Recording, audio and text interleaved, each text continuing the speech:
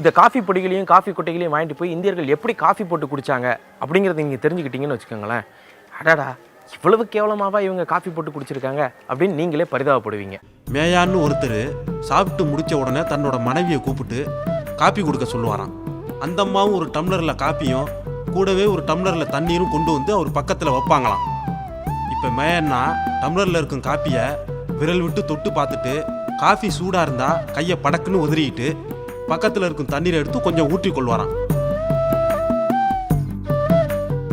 Coffee மீண்டும் சூடாக இருக்கிறதா அப்படின்னு காஃபியில் திரும்பவும் விரல் விட்டு பார்ப்பாராம். காஃபி சூடு குறையலன்னா தண்ணீரை கொஞ்சம் ஊற்றிக்குவாராம்.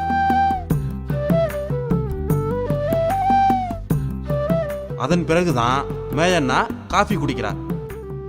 காஃபி அவ்வளவு கேவலமாக போட்டு குடித்தாலும் மக்களுக்கு அந்த சுவை பிடிச்சிருந்துச்சுங்க. ஆனால் அதே சமயத்தில் காஃபிக்கு எதிரான ஒரு போராட்டமும் நடந்துக்கிட்டே தான் இருந்துச்சு.